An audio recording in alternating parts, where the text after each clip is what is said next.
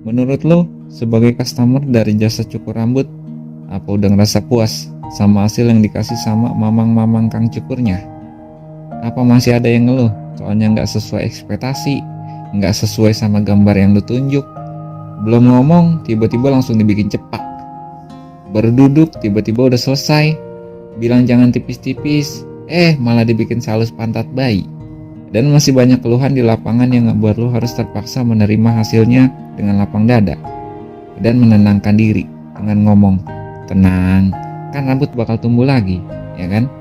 Sementara di tempat lain ada yang menawarkan bisa sesuai ekspektasi, sesuai kemauan apa yang lo mau, dengan tempat yang ber-AC, bersih, dan bisa dikeramas, bisa grooming, dan langsung di styling. Tapi ada harga mahal yang harus lo bayar. Pertanyaannya, emang rela harus bayar mahal? Sampai sekarang, perdebatan di kalangan pengguna jasa cukur rambut masih berlanjut. Soalnya saling membela mamang-mamang kang cukur andalannya. Ada yang bilang cukur harga 300.000, tapi hasilnya sama kayak tempat gue yang cuma 15 ribuan. Udah mahal, tapi nggak dipijit. Ada juga yang bilang itu bukan segmen pasar lo bang. Dan masih banyak pembelaan mereka buat si kang cukur andalannya. Sebelum lanjut, gue mau bahas soal perjalanan cukur rambut di Indonesia. Buat lo yang umurnya 30 tahunan ke atas, pasti ngalamin yang namanya nyukur rambut di bawah pohon rindang. Pakai bangku seadanya sama kaca kecil. Terus kain keredongannya pakai kain sisa potongan kain dekor buat hajatan. Kadang juga nggak pakai kain keredongan, telanjang dada aja. Nggak ada contoh model rambut, motongnya pakai gunting kodok. Sat-sat udah, yang penting pendek rapih. Yang sekarang susah buat ditemuin yang modelan begitu, ya kan? Berkembangnya zaman, para pelaku jasa cukur rambut mulai ninggalin itu dan mulai membuka usahanya dengan mangkal atau sewa ruko, dengan menawarkan tempat yang nyaman buat nyukur. Udah ada contoh model potongan, sama habis nyukur dapat bonus pijit. Model cukurannya juga udah mulai banyak, mandarin alias 2 jari, cepak, spike, mohak, belah pinggir, mulet, jambul, sama botak. Dan kalau di daerah gue terkenal dengan sebutan cukur asgar, asli Garut. Sebenarnya ada beberapa daerah yang mendominasi sebagai tukang cukur, kayak Garut, Madura, dan Sumatera. Nah, yang masih jadi masalah adalah para customer masih banyak yang mengeluhkan hasil potongannya, karena masih banyak yang gak sesuai sama ekspektasi dan contoh gambar yang ditunjuk. Terus perkembangan cukur rambut sampailah di era modern, dengan tempat yang lebih proper, ber-AC, model rambut yang semakin banyak, dan mengikuti perkembangan zaman yang semakin cepat. Banyak juga treatment yang diberikan. Terus mereka bisa memberikan hasil yang sesuai ekspektasi customer. Tapi ada harga mahal yang harus dibayar. Nah, masih banyak di masyarakat yang menanyakan, apa sih bedanya cukur mahal sama cukur murah? Padahal yang mereka lihat hasil cukurannya sama aja. Sebenarnya ada beberapa faktor yang mempengaruhi kenapa harga nyukur bisa sampai ratusan, bahkan sampai jutaan rupiah. Selain tempat yang proper, alat yang mereka pakai buat mencukur juga nggak kaleng-kaleng. Mesin yang katanya sampai jutaan rupiah, gunting sultan yang harganya bisa sampai puluhan juta, yang kalau jatuh bisa bikin pusing. Tapi buat para customer itu nggak terlalu penting. Yang mereka mau cuma hasil yang sesuai sama ekspektasi mereka, bukan berapa harga alat yang dipakai, ya kan?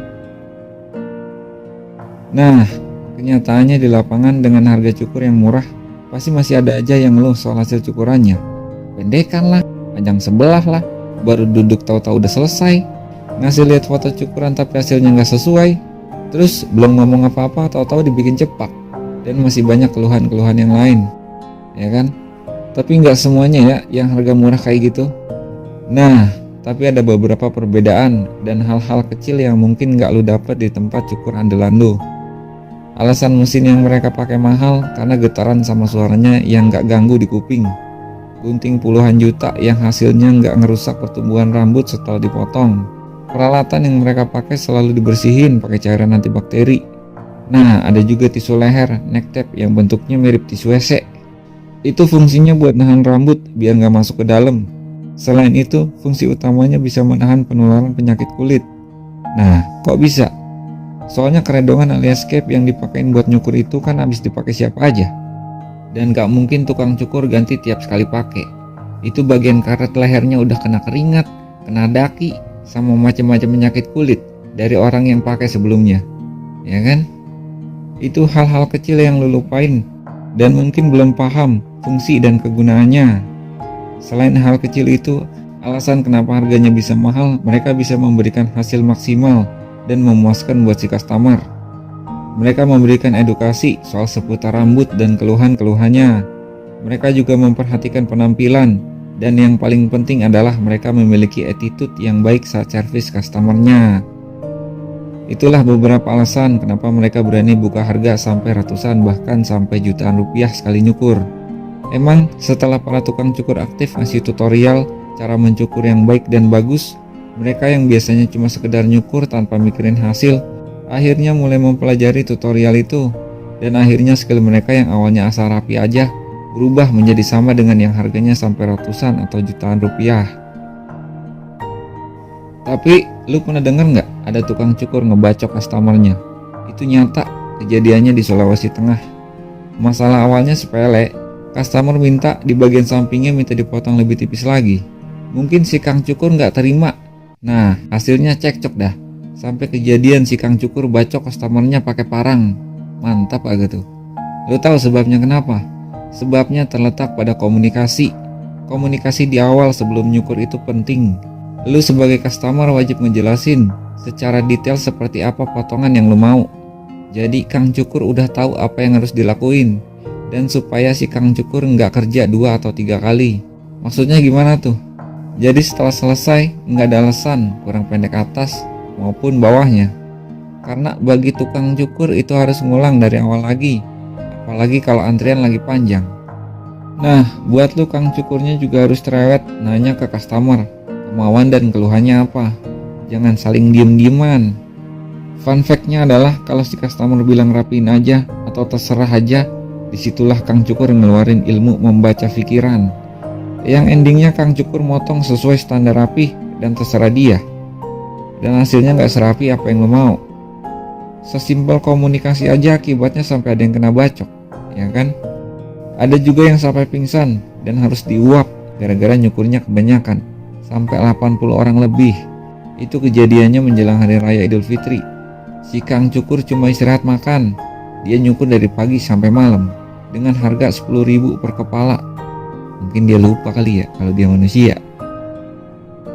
Terus kenapa mereka bisa berani ngasih harga mahal buat sekali cukur? Jawabannya adalah segmentasi pasar. Mereka menawarkan harga mahal buat para pengguna jasa cukur yang status ekonominya menengah ke atas dan para kaum gengsi, bukan kaum mendang-mending. Soalnya mereka berani karena mereka menawarkan kualitas dan servis yang diberikan. Dan mereka nggak fokus pada masalah perang harga. Semisal dalam jarak 300 meter ada 5 barbershop yang menawarkan harga yang semurah-murahnya. Mereka nggak terpengaruh.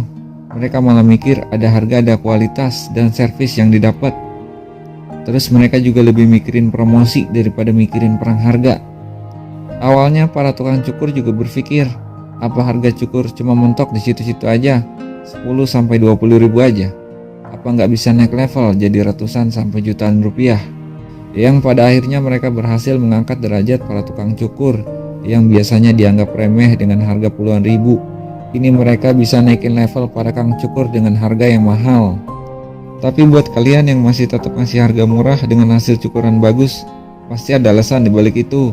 Karena takut ditinggal customer, takut harus ulang dari awal cari customer baru dan loyal sama kalian. Sedangkan butuh waktu buat balik ke kondisi rame dan sampai antri-antri, ya kan? Tapi itu balik lagi ke kalian, dan itu mutlak pilihan kalian. Tapi biasanya kalian harus motong 10 kepala buat dapetin 200 ribu, sedangkan mereka buat dapetin 200 ribu cuma sekali potong. Di sini gue nggak ngebela atau menyalahkan siapapun, soalnya ada kang cukur yang membuka usahanya di kampung halaman dan susah pakai banget kalau harus naikin harga. Emang terkadang buat para pelaku usaha cukur, salah satu penentu harga adalah lokasi dan harga sewa ruko. Yang semakin kesini semakin kesono, semakin mahal, ya kan? Nah, buat kalian para customer cukur rambut, apa ada yang belum nemuin tukang cukur rambut andalannya? Yang udah ngerti kalian, Yang kalau lu datang cuma bilang biasa bang, atau udah punya tapi pas balik lagi tiba-tiba udah ganti orang. Emang nyari kang cukur buat cowok tuh susah-susah gampang. Udah dapet tiba-tiba pindah atau pulang kampung, ya kan? Bahkan ada tukang cukur yang udah nyukur lu dari zaman sekolah sampai udah nikah.